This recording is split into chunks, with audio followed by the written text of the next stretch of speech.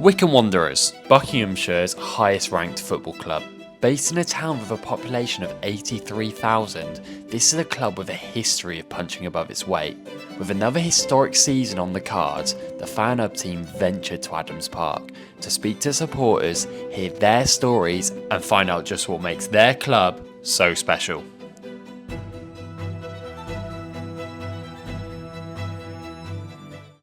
It is a club, in the proper word club. People know people, people are friendly, everyone's friendly. I think it's the friendliness of the club. The club itself is very family orientated. My dad's always been a big fan, my grandpa was a fan. When I came here it was a nice family feel, it was a good vibe. But yeah, it's just the people coming down and supporting in a local club, it's not far to get to. It's like a big wheel, you have the players and the manager at the centre, and outside there's all these little cogs. You get the trust board with team members, you get these volunteers, different things, and all little cogs working it all together. Everybody knows everybody, everybody likes everybody, gets on with everybody. And you feel, when you're down here, I don't feel as if I'm in a strange place. If I see anyone, they say hello. And I feel with what we do down here that we are actually achieving something. In the 90s and into the turn of the century, Wycombe Wanderers enjoyed a historic rise. FA Trophy victories were followed by promotions and superb cup runs, but as time progressed, cracks began to appear. In 2012, financial issues plagued the football club, and when the opportunity arose, it was the fans themselves that stepped up, purchasing the club via their supporters trust, with many volunteering to help the club, building a foundation for success. When it happened, it was needed for fan ownership. We were at the stage where, well, if we'd gone out of the league, I think we would have folded. I think it was that bad. It was all, fingers to the bone financially, really. It made it different from other clubs, definitely being fan owned, and you felt more part of the team. But there's only ever been one maintenance man for the stadium. That's an awful big stadium for one man, so we did our bit. Yeah, we've got a big volunteering squad now. It's not huge, but it's consistent. The car park's run by them. They do the weeding, they do the gardening, they do the pruning of the trees, they do the seat cleaning, they paint, and it's amazing the money they must save the club. So like when Ainsworth came in, it was fan owned. So he instilled that into his team, and the players knew how important the fans were. And even though obviously we've moved on from then, the team know how important the fans are, and I think that's instilled in the team, in the fans and everything like that. With limited budgets, then manager Gareth Ainsworth had Wycombe continually punching above their weight. A stellar campaign in 2018 saw the club promoted to League One, and a year later, the club were then approached by an American family, the Cowigs, who were looking to buy the club and build on the foundations laid by the Supporters Trust. I mean, we suddenly had this. We suddenly had money that seemed to be available. We built the squad up. Ainsworth has some money to spend. It was nice that they came in straight away and spoke to the fans. They made us feel it part of the team, and that they didn't just come in and make all these decisions without actually asking. Rob's wife, Missy, when she came up, she was in the shop, she'd be running the shop and doing things like that. So they got involved.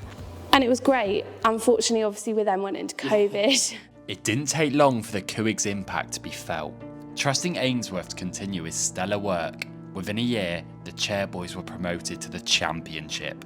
It was the highest level the club had ever played at, but this didn't come without pain for the supporters. At the time, the country was under lockdown restrictions due to coronavirus, so nobody could be there to witness history. It's just one of them things, right, one time we get into the Championship, we can't be there. I think we get a lot of away fans and fans from other clubs and try and rub it into us because we didn't go, and it's true, and when we got to there by points per game. The bit we missed, or a bit I missed, was the day at Wembley when we scored the winner, which meant we were going into the Championship. I mean, that would have been some sort of fantastic celebration, but we weren't there. We came to 2 games at home, and that was just really weird because we were all sat wearing masks. We couldn't sit with everyone. There was no atmosphere. We lost, and it was miserable. But it was hard watching it on TV. Maybe if we'd had our supporters here during our time in the Championship, maybe we'd got one or two better results because of the fans that were here. And at the end of the day, we were starting to come good towards the end of that season, and it was only by the odd point or something that we actually dropped out. After dropping back down from the Championship, the club has been hit with a number of changes. The first being the departure of Ainsworth to Queen's Park Rangers. A club built in his image, Ainsworth spent 11 years as manager and made 114 appearances as a player for the Chairboys. He was replaced by Matt Bloomfield, a club legend who made over 500 appearances for Wycombe, someone who truly understood what it meant to wear the shirt. There'd been so many rumours before about him going, so many times, and we were like, oh no. But this time it did feel a bit different. We said that if there was any other club, it would be QPR or Blackburn, but we were a little bit worried because you do when there's sort of change, and he'd been here so long. And I thought, oh crikey, what's going to happen? And Matt Bloomfield, who had gone to Colchester a short time before, he came back to us because, of course, he'd been here for 19 odd years. I think a lot of fans were saying for him to go last season when we was doing not so well and we was on a winless run, and it was a hard one to take, but we gave him time and we're doing really well. In May 2024, even more significant change was to follow. The Kuigs departed, with Georgian Kazakhstani billionaire Mikhail Lomtatsi taking the reins. His team got straight to work too.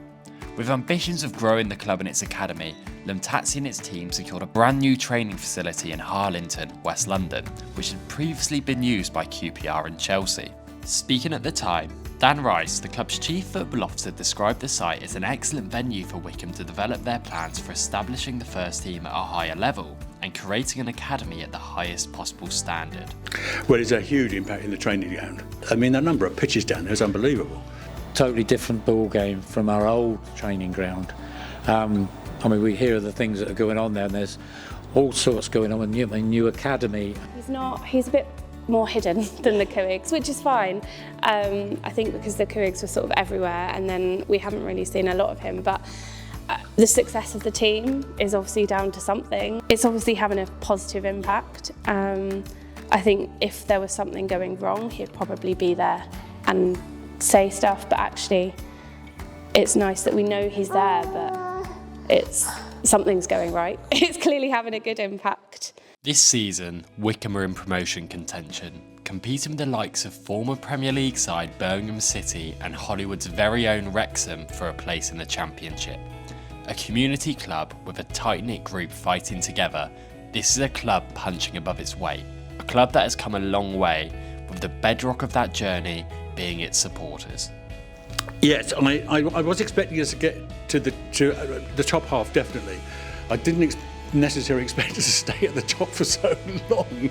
For teams like Huddersfield and Birmingham to come down, they're expecting automatics, and for Wycombe to be comparing a club size to them, it's just mental, really, and we just take it game by game. There's so many hiccups in football. Yeah. This is the trouble. You're not 100% sure what's coming next. If we can get in the Championship, it'd be good. That place, the away stand will be obviously full every time. A few more of these seats will be full up, and win, lose or draw, it'll be jolly good to play against these other teams, Since we filmed at Adams Park in December, there's been even more change at Wycombe, with Matt Bloomfield taking the vacant Luton Town job in the Championship. But no matter if the Chairboys get promoted or who's leading the team in the dugout, this is a group of supporters that have a club to be proud of. It's a club they picked up when it was down, and a club steeped in history, both for its time inside and out of the league. Ultimately, a football club is an embodiment of its community. A game on a Saturday is where families can catch up and friends can have a few pints. Football is way more than a 90-minute game. These supporters know that more than most. I think this club wouldn't be the club it is if we didn't have the fans we had. It's like a family, and I know it sounds cliche, but it is. My family come. I've built a family from here. I know there's been so many other people that have found their partners here. They've built a family from here. When I started coming, and I only had a few mates from school, but then you start knowing people every season, and it's good because everyone's so friendly. If you're kind to people, they're kind to you. It's not a club of just a football manager and a few players. It's everything right the way from him, right the way down to us little cogs on the side. But it keeps everyone together just because of the friends and people you see. It's not just, you know, the 90 minutes off on the pitch. It's before that and after that and the whole weekend. Your excitement to come into the game on the weekend is brilliant, you know.